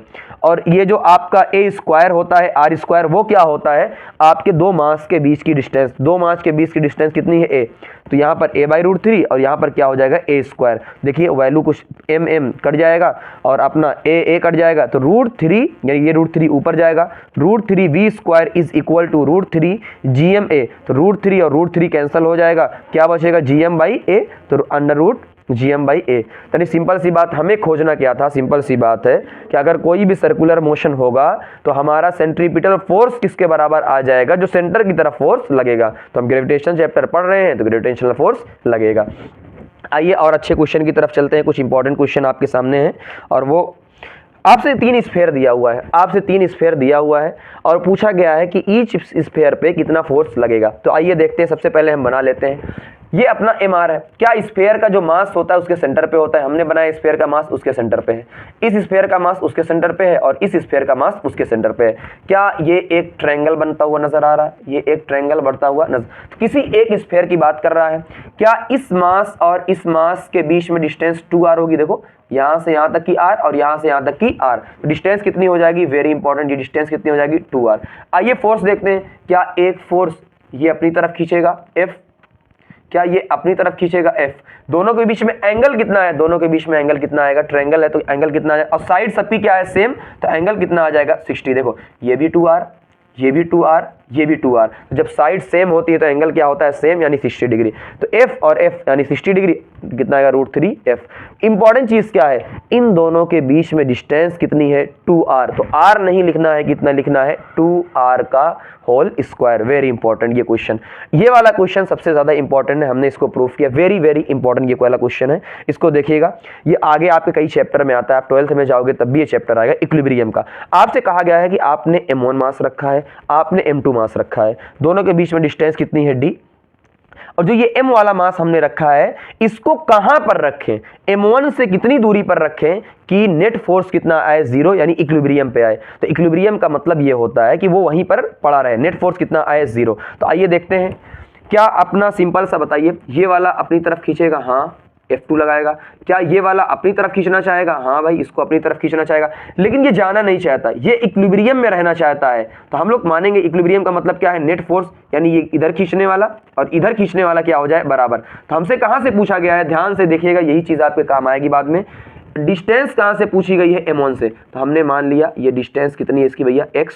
तो अगर ये x है तो ये कितना हो जाएगा, d-x, ये टोटल कितनी है, d, तो d-x। हमने नेट फोर्स को 0 रखा, कितना, तो ये वाला पेयर बनेगा, ये अपना देखो F1 का g m1m अपान x², g m2 और m अपान d-x²।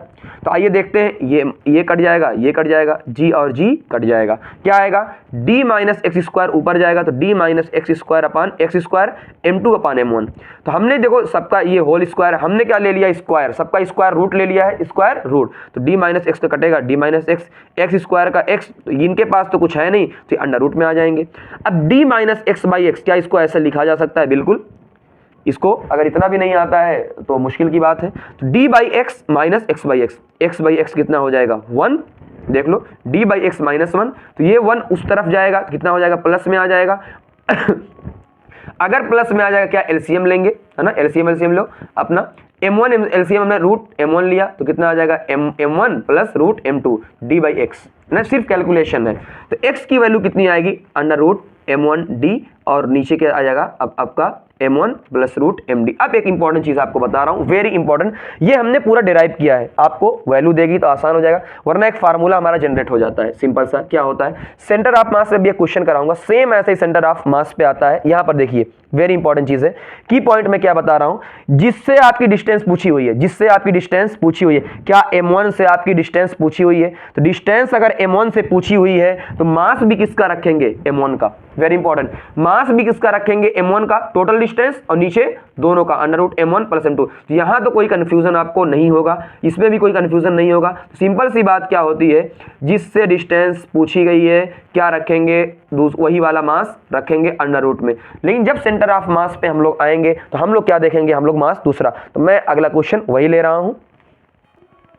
अभी थोड़ी देर पहले हम लोगों ने एक फार्मूला देखा था, आइए उसको अप्लाई करते हैं।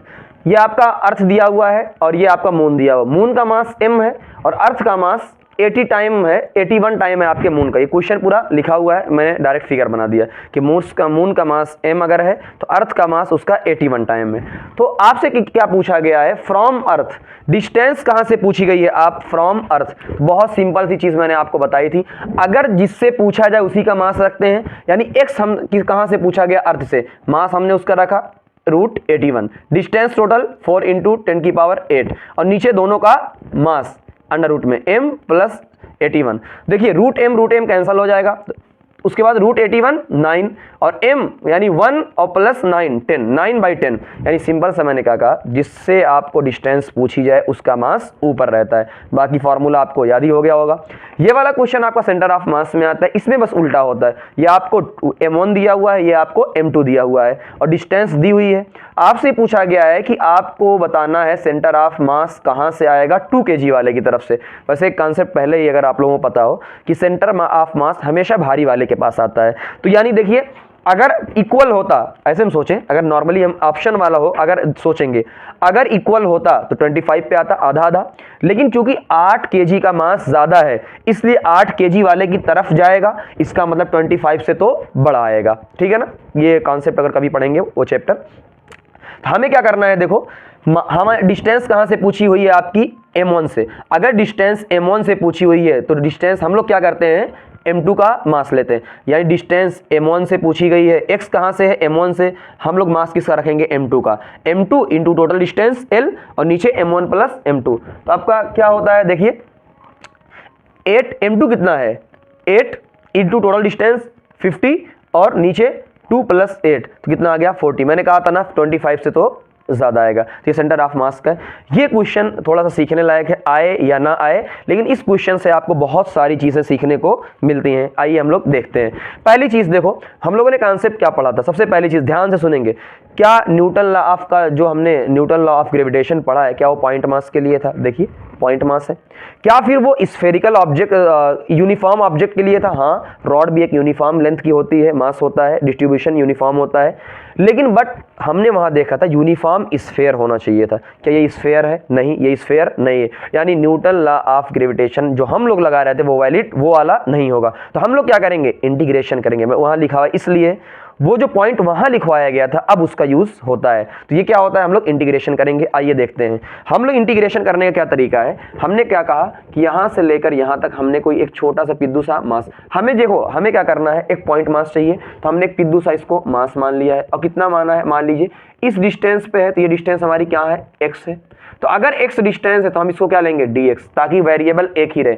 अगर ये dx से बहुत छोटा पिद्दू सा मास है, पिद्दू सी डिस्टेंस है, क्या पिद्दू सा इसका मास भी आएगा, यानी dm इसका मास आएगा। तो आइए देखते हुए चलते हैं कि ये अपना मास, इसका dx का मास कितना आएगा, हम देखते हैं। पहले लेंथ कितनी है l, तो मास कितना है m, तो एक का मास कितना आएगा m/l। जैसे है ना 10 की अगर 20 टॉफी तो एक टॉफी कितने की, उसी according unitary method, very important, कभी बताया था मैंने जिंदगी में। l अगर है लेंथ, मास कितना है m, तो एक का कितना आएगा m/l, तो dx का कितना आएगा m/l into dx, very important. आगे आइए, हमें फोर्स निकालना है dm के बीच में और m के, यानी ये पिद्दू सा मास बन गया अब, और ये भी पॉइंट मास बन गया। क्या अब पॉइंट मास के बीच में हम लोग न्यूटन लॉ लगा सकते हैं, बिल्कुल हाँ लगा सकते हैं। तो ये देखिए df क्या आया, g dm into M upon X square, जो हमने डिस्टेंस मानी है। तो क्या आ जाएगा, dm की जगह हम लोग क्या रख देंगे, जो भी मास इसका आएगा m/l dx हमने रख दिया। क्या छोटा सा फोर्स है भाई, छोटा सा मास, छोटी सी डिस्टेंस, छोटा सा फोर्स। अगर हमको पूरे का चाहिए तो हम लोग क्या करेंगे, इंटीग्रेट कर देंगे। आइए इंटीग्रेट हमने कर दिया, और इंटीग्रेट जैसे ही हमने इंटीग्रेट किया पूरा का पूरा, क्या आप खुद देख सकते हैं हमने, तो जो कांस्टेंट है g m/l, क्या उसको बाहर ले लिया, तो हमें क्या बचा dx अपॉन एक्स स्क्वायर। और लिमिट कहां से कहां लगाएंगे, वेरी इंपॉर्टेंट, लिमिट इसकी सबसे ज्यादा इंपॉर्टेंट। क्या सबसे पहला पिद्दू सा मास इस डिस्टेंस पर आएगा, a डिस्टेंस पर, हाँ भाई, लोअर लिमिट क्या हो जाएगी a। क्या सबसे आखिरी वाला पॉइंट मास यहां पर आएगा, तो कितना हो जाएगा, a प्लस रॉड की जो डिस्टेंस है l, तो a से लेकर a प्लस l तक हम लोग क्या डाल देंगे, पूरा अपना लिमिट डाल देंगे। तो gm और m अपान l बाहर है। 1/x स्क्वायर का डिफरेंशिएशन क्या होगा अपना, अच्छा एक तो ये चीज हो गई, ठीक है ना। और आगे हम लोग देखते हुए चलेंगे और भी क्या चीजें हो सकती हैं इसका, हाँ ये 1/x स्क्वायर का डिफरेंशिएशन कितना होगा, -1/x। जिसको डिफरेंशिएशन नहीं आता अभी के लिए सॉरी, मैं कभी उसके अलग से लेक्चर लेकर आऊंगा। तो डिफरेंशिएशन आपका देखिए 1/x, और लिमिट कितनी है, a और a प्लस l ना, इसकी लिमिट। अब खुद सोचिए gm/l, ये माइनस बाहर है, अब लिमिट पुट कर दीजिए, x की जगह एक बार रख दीजिए a, मतलब फाइनल लिमिट और माइनस। इसका क्या होता है, एक बार अब आप लोग अपने टीचर से डिस्कस कर लीजिएगा कि इंटीग्रेशन वो आपको पढ़ा दे, वरना मैं कभी कोर्स लेकर आऊंगा। तो फाइनल माइनस इनिशियल होती है। तो x की वैल्यू हमने क्या रखा, पहले a प्लस l, उसके बाद हमने माइनस किया और x की वैल्यू क्या रखा, a। तो a और a प्लस l का एलसीएम ले लिया और हमने सॉल्व किया, और पूरा सॉल्व करने के बाद हमारी क्या वैल्यू आई, देखिए gm upon a plus l। अब देखिए एक चीज सिंपल सा, ये तो हमने पूरा का पूरा सॉल्व किया है, हम इसका हैक निकालते हैं, आइए देखते हैं हैक क्या निकालेंगे हम लोग। देखो gmm ये फॉर्मूला होता है, नीचे क्या आता था, r स्क्वायर। पहली डिस्टेंस हमारी, मैंने बताया पहला पॉइंट मास कहां पर आएगा, a डिस्टेंस पर पहला पॉइंट मास आएगा, क्या लिख दिया a। क्या दूसरा पॉइंट मास यहां पर आएगा, a और a प्लस l, यानी a छोटी डिस्टेंस और ये वाली बड़ी डिस्टेंस। देखो हमने हैक निकाल लिया कि gmm तो अपना रहेगा, नीचे r स्क्वायर आना चाहिए था, यानी r स्क्वायर को दो पार्ट में तोड़ दिया, एक छोटी डिस्टेंस और एक बड़ी डिस्टेंस। छोटी डिस्टेंस पहला पॉइंट मास यहां पर a, दूसरा पॉइंट मास कहां आएगा, इस वाले पर, तो a प्लस l, दोनों का पूरा हो गया। इलेक्ट्रोस्टैट जैसे ही आप 12th में जाएंगे सेम टॉपिक रिपीट आएगा, बस वहां पर m की जगह q यानी चार्ज होगा, वही देख लीजिए। तो हमारा g की जगह क्या आएगा, k, और m की जगह क्या आएगा, q। बाकी चीजें क्या रहती हैं, सेम रहती हैं। अब हम लोग एक इंपॉर्टेंट चीज की तरफ चलते हैं, वेरी इंपॉर्टेंट डिस्कशन हम लोग करने जा रहे हैं। तो ये हमारा क्या हुआ, पहला टॉपिक खत्म हुआ, न्यूटन लॉ ऑफ ग्रेविटेशन। हमने इसको पूरी डिटेल में किया है। अब बहुत सारे लोगों के सवाल पैदा होते हैं, मैं आज क्लियर कर दे रहा हूँ पूरे सवालों के जवाब आप लोगों के। और इसको आप लोग जो है, पहले डिस्क्लेमर आपको दे देता हूँ कि मैं किसी पर कमेंट पास नहीं कर रहा हूँ, किसी पर भी कमेंट पास नहीं कर रहा हूँ। मैं एक जनरल सच्चाई आपको बताने जा रहा हूँ ना, एक सिंपल सी बात है जो हमें जानना ज़रूरी होता है। अभी हम जिस एज में हैं, मे भी हमें अभी चीज़ें ना पता हों, लेकिन आने वाले वक्त में हमें सारा एहसास हो जाएगा। आप जब भी आप अपने स्कूल की या आप अपने टीचरों की, जहां भी आप पढ़ते हैं, एक बार कॉपी को मैच करिएगा, ठीक है, एक बार कॉपी को मैच करिएगा। वहां पर क्या होता है, सिंपल सी बातें होती हैं कि आपको न्यूटन लॉ ऑफ ग्रेविटेशन पढ़ाया जाता है, और सिर्फ इतना बता दिया जाता है कि भैया दो मास होते हैं, आपस में अट्रैक्ट करते हैं, एफ की वैल्यू निकाल दी जाती है, एक दो क्वेश्चन करा दिए जाते हैं। अब आप तो सोच रहे होंगे हाँ ठीक है, सिंपल सा टॉपिक है और खत्म हो गया, लेकिन आप खुद सोचिए, जिनको सिर्फ बीए बीएससी करना है या फिर आईटीआई करना है, या किसी भी कंपिटिटिव एग्जाम में जिसको नहीं जाना है, उसके लिए तो ठीक है, उसके लिए बस इतना जान जाए F equal to G m1 m2 upon r square, बात खत्म हो गई। लेकिन आप प्यारे बच्चों, आप खुद समझो, अगर आप कंपिटिटिव एग्जाम की तरफ जा रहे हो, और आज का जो दौर है, ये एरा है, ये कंपिटिटिव वर्ल्ड है, तो आप खुद सोचो, जब आप बाहर कदम रखोगे और आपको यही सारी चीजें फिर से पढ़ना होगा, यही सारी चीजें आपको फिर से पढ़ना होगा, क्या आपको सारी चीजें पढ़ी पढ़ाई नजर आएंगी? नहीं।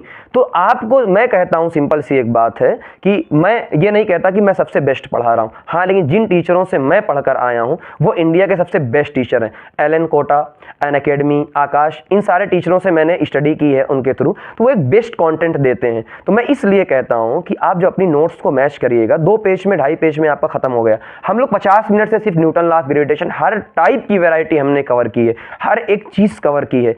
मैं देखो बस एक चीज आपको बताना चाहता हूं या फिर उन पढ़ाने वालों से कहना चाहता हूँ जो लोग पढ़ाते हैं, जैसे मैं भी एक टीचर हूँ, फिलहाल पढ़ा रहा हूँ, कि जब हम हम टीचर होते हैं और हम कोई चीज़ बच्चे को प्रोवाइड करते हैं तो बच्चा आंख मूंद कर हम पर भरोसा करता है कि ये टीचर हैं और ये हमारे बारे में अच्छा सोचते हैं और इसलिए हमें इनके भरोसे को कायम रखना है, इनके भरोसे पे आगे बढ़ना है। तो उस पढ़ाने वाले को भी चाहिए कि वो उन बच्चों का भरोसा कायम रखे, उनको पूरी चीज़ें बताए। हमारी डिग्री क्या है, मैं 8 साल से पढ़ा रहा हूँ, 10 साल से पढ़ा रहा हूँ और मैंने पीएचडी कर रखी, बहुत सारी डिग्रियाँ अक्सर लोग गिनाया करते हैं। मैं जहाँ तक मेरी राय है, अलग अलग लोग एग्री नहीं होंगे मे बी ना, लेकिन एक बार इसको एहसास करिएगा, हमारे पास लाखों डिग्रियाँ हों, लेकिन अगर हमारी पढ़ाने से जो बच्चा हमारे सामने पढ़ रहा है, जो बच्चा हमसे नॉलेज हासिल कर रहा है, अगर वो संतुष्ट नहीं है, सेटिस्फाई नहीं है या उसको पूरा कॉन्टेंट नहीं मिल रहा है, सिर्फ काम चलाया जा रहा है, सिर्फ क्या कर रहा है, सिर्फ काम चलाया जा रहा है, तो आप खुद सोचो उस टीचर का कोई भी नुकसान नहीं होगा। उस पढ़ाने वाले का मैं भी अगर आऊं और आपको सिर्फ थोड़ा सा पढ़ा दूं और कह दूं टॉपिक खत्म हो गया, तो मेरा कुछ नुकसान नहीं जाएगा, नुकसान आपका जाएगा।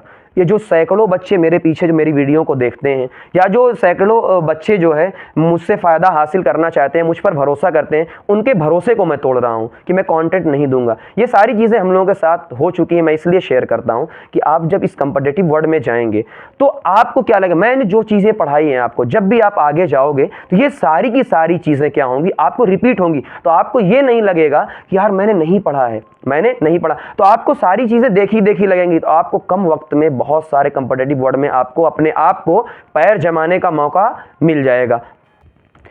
अगर मैं आपको एक कंक्लूजन दूं, मेरी बात बहुत ध्यान से सुनिएगा, इसको गलत वे में मत लीजिएगा, बस एहसास करिएगा मेरी इस बात का, और अगर अच्छी लगे तो आगे शेयर करिएगा इस बात को। मैं सिर्फ इतना कहना चाहता हूं कि जो पढ़ने वाले होते हैं और जो पढ़ाने वाले होते हैं, एक पढ़ने वाला स्टूडेंट जो होता है वो पढ़ाने वाले पर पूरा भरोसा करता है, क्योंकि और जो पढ़ाने वाला होता है उसके ऊपर पूरे सारे जो भी सैकड़ों बच्चे उसके पीछे पढ़ते हैं, उन बच्चों का फ्यूचर उसके भरोसे रहता है। अगर वो सही नॉलेज प्रोवाइड करेगा, अगर वो कंटेंट प्रोवाइड करेगा जो उस टॉपिक को पूरा कॉन्सेप्ट क्लियर कर देता है, अगर वो काम नहीं चलाता। बहुत सारे लोग आपको मार्केट में मिलेंगे जो सिर्फ काम चलाते हैं कि हाँ बस ठीक है, लिख दिया और हो गया और काम चल गया। कैसे हुआ पता नहीं, क्यों हुआ पता नहीं, टॉपिक पूरा कवर हुआ नहीं पता, बस आए और हो गया। तो यार प्यारे बच्चों, आपको सावधान रहना है, ऐसे पढ़ने वालों से, ऐसे पढ़ाने वालों से आपको सावधान रहना है। हमेशा मैं अपनी बात नहीं कर रहा हूँ कि मुझसे ही पढ़ो, बट उन टीचरों से पढ़ो, उन चीज़ों से पढ़ो जो आपको फुल कंटेंट देते हैं। क्योंकि अगर आपको कम्पिटिटिव में जाना है, जब आप कंपटीशन में जाओगे, आप नीट है, जेई है या और भी कोई कंपटीशन की तैयारी करोगे, यही जो 11th और 12th होता है, यही आपके पास टाइम होता है। अगर यहाँ पर आपने कॉन्सेप्ट को क्लियर कर लिया, यहाँ अपना बेस मजबूत कर लिया, तो जो आने वाला 12th है और 12th के जो बाद आप जाएंगे कम्पिटिटिव वर्ल्ड में, तो वहाँ पर आप अपना एक मुकाम पाएंगे। वरना अगर आपको पता ही नहीं होगा कि हाँ बस ठीक है 2 पेज में टॉपिक खत्म हो जा रहा है, फिर जब उस दुनिया में जाओगे, 2 साल का कोर्स जब 6 महीने में, 7 महीने में पूरा होगा, आपको हवा नहीं लगेगी और फिर आंखों से आंसू गिरेगा कि हमारे साथ क्या हुआ है। मे बी आज मेरी बातें आपको बुरी लगें या आप सोचो नहीं ऐसा कुछ नहीं होगा।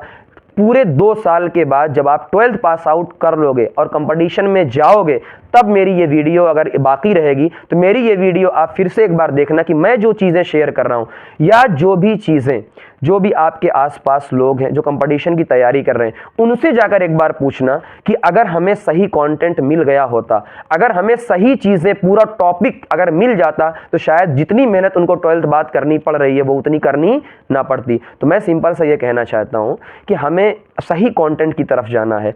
हमें सिर्फ इस चीज़ की तरफ नहीं जाना कि कोई टीचर 10 साल से पढ़ा रहा है, कोई टीचर 8 साल से पढ़ा रहा है, कोई पीएचडी करके बैठा हुआ है, किसी के पास इतनी सारी डिग्रियां हैं। ये ज़रूरी नहीं होती हैं। हाँ ये बात है, जिसके पास नॉलेज होगा वो दे सकता है, लेकिन ज़रूरी नहीं है कि जिसके पास नॉलेज है वो आपको सारी चीज़ें समझा सकता है। ये आप अपने आसपास चीज़ों को देख सकते हैं। तो अब मैं सिंपल सी बात कहना चाहता हूँ, आप सही कंटेंट की तरफ जाइए। आप देखिए आज की इस दुनिया में, आप खुद मैच करिए कि जो भी टीचर आपको पढ़ा रहा है, जहाँ से भी नॉलेज आप हासिल कर रहे हो, स्कूल हो, कोचिंग हो, यूट्यूब हो, जहाँ से भी कंटेंट हो, क्या वो टीचर भरोसे के लायक है? क्या वो टीचर सही में कंटेंट दे रहा है या फिर आपके साथ मजाक कर रहा है? मेरी बात को सीरियसली पूरा लेना। जिस दिन आप कंपटीशन में जाओगे और फेल हो जाओगे और आप बैक हो गए, तो कोई ये नहीं कहेगा, ना आप किसी से ये कह पाओगे कि हमें स्कूल में या हमें कोचिंग में अच्छे से पढ़ाया नहीं गया, क्योंकि तो कोई नहीं कहेगा। तो लोग कोई कुछ नहीं, तो सिर्फ सारा का सारा ब्लेम किस पर आएगा, हमारे ऊपर आएगा। इसलिए बहुत ही जो आपके पास आज टाइम है, क्रूशियल टाइम है, उस टाइम को यूज़ करिए और टाइम को सही कंटेंट के साथ यूज़ करिए कि अगर मेहनत कर रहे हैं तो सही डायरेक्शन में हम मेहनत करें। ये जो मैं कंटेंट आपको प्रोवाइड कर रहा हूँ ना, मैं अपनी तारीफ नहीं कर रहा हूँ, मैं एक सिंपल बात कर रहा हूँ कि मैं जो कंटेंट आपको प्रोवाइड कर रहा हूँ ये मैंने अपने टीचरों से, जो मैं कोटा में पढ़ा हूँ, एलन से, अनअकैडमी से, जो टॉप के टीचर हैं, उन टीचरों का कंटेंट आपके पास सिंपल लैंग्वेज में पेश कर रहा हूं, ताकि जो प्रॉब्लम हम लोगों ने फेस की है, हमारी जनरेशन ने फेस की है, वो प्रॉब्लम आप लोग ना फेस कर सकें। इसलिए अगर मेरा मैसेज आपको सही लगे तो मेरे मैसेज को आगे शेयर करिएगा और शेयर करने के बाद इस चैनल को सब्सक्राइब और लाइक करिएगा। तो अगला टॉपिक हमारा है very important, gravitational field intensity. आइए हम देखते हैं, पहले इस टॉपिक को हम लोग समझते हैं। मैंने क्या कहा, देखो ये मेरा कुछ मास है और ये मैंने परफ्यूम की एक बोतल ली है, तो इसका भी अपना कुछ मास है। अब जिसको पता है और मेरे मास के और इसके मास के बीच में क्या लगेगा, दोनों मास है तो एक फोर्स लगेगा, ग्रेविटेशनल फोर्स लगेगा। अब एक चीज जिसको पता हो और नहीं पता हो तो मैं बताता हूं। जैसे मेरा एक मास है तो मेरे मास के अकॉर्डिंग एक ग्रेविटेशनल फील्ड मेरे अराउंड जनरेट होगी। ये मास है तो इसके अराउंड भी क्या होगा, ग्रेविटेशनल फील्ड अपनी जनरेट होगी। तो मेरी अपनी फील्ड है और इसकी अपनी फील्ड है। तो अब क्या होगा, अगर कोई चीज मानी मेरे ग्रेविटेशनल फील्ड में अगर कोई चीज मैं रखूंगा तो मैं उस पर फोर्स लगाऊंगा, इसकी ग्रेविटेशनल फील्ड में अगर कोई चीज रखी जाएगी तो ये फोर्स लगाएगा। और मेरी ग्रेविटेशनल फील्ड है, इसकी भी अपनी ग्रेविटेशनल फील्ड है, और जब दोनों फील्ड आपस में इंटरेक्ट करेगी तो क्या लगेगा, फोर्स। यानी सिंपल कहूं, दो ग्रेविटेशनल फील्ड अगर आपस में इंटरेक्ट करेगी तो क्या लगेगी, फील्ड। तो इंटेंसिटी क्या होती है, सिंपल सी बात ये है कि मेरा जो अपना ग्रेविटेशनल फील्ड है, मेरे चारों तरफ क्या है, ग्रेविटेशनल फील्ड है। अगर मेरी चारों तरफ क्या है, ग्रेविटेशनल फील्ड है, अगर कोई भी चीज इस मेरी ग्रेविटेशनल फील्ड में रखोगे मैं उस पर फोर्स लगाऊंगा, उसी फोर्स की जो वैल्यू होगी वही क्या होगी, अपनी इंटेंसिटी होगी, वही क्या होगी, इंटेंसिटी होगी। जैसे मैंने क्या कहा, सिंपल सी बात है कि एक मास है, ये एक मास है, मैंने इसको क्या रख दिया है, इसकी फील्ड में रख दिया है। तो अब क्या होगा, सिंपल सी बात है, इसकी बहुत ध्यान से फिर से समझते हैं, वेरी इंपॉर्टेंट टॉपिक है, समझते हैं ना, लिखना तो बहुत लोग लिखते हैं, हम लोग समझते हैं। ये मेरा अपना मास है और मेरी अपनी फील्ड होती है। ये मान लीजिए कोई मास है, क्या मेरी फील्ड की वजह से, ये मेरी फील्ड में रखा है तो मेरी फील्ड की वजह से मैं इस पर फोर्स लगाऊंगा, ग्रेविटेशनल फोर्स लगाऊंगा। अगर इस मास की, इसका जो भी चीज़ ऑब्जेक्ट है, इसकी वैल्यू मैंने कर दिया 1 kg, ध्यान से समझिएगा, इसकी मैंने वैल्यू कितना कर दिया है, 1 kg, ये मुझसे 2 सेंटीमीटर पे है, क्या मैं इस पर फोर्स लगाऊंगा, हाँ। इसको मैंने कितना माना है, 1 kg। तो मेरी वजह से जो इस पर फोर्स लगा है, ध्यान से, मेरी वजह से जो इस पर फोर्स लगा है, 1 kg पर जो फोर्स लगा है वही क्या है, इसकी इंटेंसिटी है। 2 सेंटीमीटर पर वही क्या है, इंटेंसिटी। मैंने इसको कर दिया 10 सेंटीमीटर पे, तो अब 10 सेंटीमीटर पे भी फोर्स लगेगा, तो जो फोर्स लगेगा इस 1 kg पर वही क्या होता है, मेरी उस 10 सेंटीमीटर पर इंटेंसिटी है। तो मेरी वजह से 1 kg पर जो फोर्स लगेगा उस फोर्स की जो वैल्यू आएगी वो क्या होगी, इंटेंसिटी होगी। तो मैं इसको आगे लिखना चाहता हूं तो मैं इसको लिखूंगा। आइए देखते हैं इसको क्या होती है। मैंने पहले ही बता दिया है, मेरी वजह से 1 kg पर जो फोर्स लगेगा वही क्या होती है, अपनी इंटेंसिटी होती है। तो देख सकते हैं, intensity of gravitational field due to mass at a point in space is defined as force per unit mass at that point. यानी एक मास m है और पॉइंट P पर कोई मास हमने 1 kg का मान लिया है, तो क्या होगा, फोर्स कितना आएगा, 1 kg पर फोर्स कितना आएगा वही इंटेंसिटी होती है। Gm यहाँ पर हमने क्या रख दिया है, 1, क्या रख दिया है हमने, 1, और r स्क्वायर, तो क्या आ जाएगा, Gm/r स्क्वायर। अगर हमने कहा, अगर यहाँ पर हमने क्या रखते हैं, यानी आप खुद देखिए यहाँ पर अपना जो फोर्स होता था नॉर्मल वाला वो Gm/r स्क्वायर होता था। क्या इन दोनों में फ़र्क सिर्फ एक m का है, यानी अगर इस फोर्स में हम मास से डिवाइड कर दें क्या अपनी इंटेंसिटी आ जाएगी। तो देख लो, फोर्स में मास से डिवाइड कर दिए हैं तो क्या आ गई है, इंटेंसिटी। वेरी इंपॉर्टेंट, यूनिट क्या निकल जाएगी, फोर्स की यूनिट न्यूटन, मास की यूनिट kg, तो अपनी क्या हो जाएगी, न्यूटन पर kg। तो आइए देखते हैं वेक्टर फॉर्म इसका देखते हैं। बताइए, क्या ये मास m है, मेरा मास है, क्या जो पोजीशन वेक्टर आएगा मुझसे आएगा, यानी मैं कहूँ कि इसका जो पोजीशन वेक्टर आएगा, यानी जो इसके बीच की डिस्टेंस है, इसका जो पोजीशन वेक्टर आएगा, हाँ ये मेरी वजह से आएगा। तो मैं अगर मुझसे देखा जा रहा है तो पोजीशन वेक्टर मेरी वजह से आएगा। लेकिन जो इस पर अट्रैक्शन फोर्स होता है, क्या अट्रैक्शन फोर्स हमेशा अट्रैक्टिव मास का होता है, यानी जो फोर्स लगेगा वो कैसा लगेगा, अट्रैक्शन वाला, तो इस डायरेक्शन में लगेगा फोर्स लगे। अगर फोर्स इस डायरेक्शन में लगा है, क्या इंटेंसिटी भी इस डायरेक्शन में लगेगी? यानी हम यूँ कहेगा सिंपल सी, आई होता है Gm/r², लेकिन जब हम इंटेंसिटी जो है कि वेक्टर होती है, अगर हम इसका वेक्टर निकालेंगे तो क्या ये आर तो इस डायरेक्शन में जा रहा है पोजीशन वेक्टर, जबकि इंटेंसिटी इस डायरेक्शन में आ रही है, क्या आर के अपोजिट जा रही है? तो देख लीजिए, जब हम वेक्टर लिखेंगे तो -r², ये अपना होता है वेक्टर फॉर्म।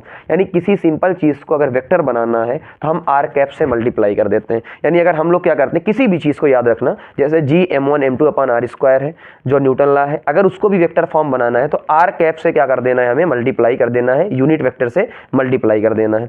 यूनिट वेक्टर क्या होता है, थोड़ा सा आप लोग देख सकते हैं कि जो यूनिट वेक्टर आपका होता है, ये होता है, इसकी वैल्यू होती है r/, ये आपका r मैग्नीट्यूड। यानी जब आप मल्टीप्लाई करेंगे, ये इसी से यूनिट वेक्टर होता है, तो आप किसी भी चीज़ में इससे मल्टीप्लाई करेंगे तो आपका ये वेक्टर बन जाता है। ये हमने माइनस क्यों लिखा है? माइनस इसलिए लिखा है कि जो आपकी इंटेंसिटी है वो अपोजिट है टू r वेक्टर के आपके क्या है, अपोजिट है, तो इसलिए हमने उसको माइनस रखा है। तो ये चीज़ें अभी तक की जो हुई आपकी ग्रेविटेशनल फील्ड इंटेंसिटी। अभी जो भी चीज़ें हम लोग बची हुई है, थोड़ा जल्दी हम कोशिश करेंगे इसको डिटेल में लाने की। आप लोग इसको शेयर करिएगा, लाइक करिएगा, सब्सक्राइब करिएगा।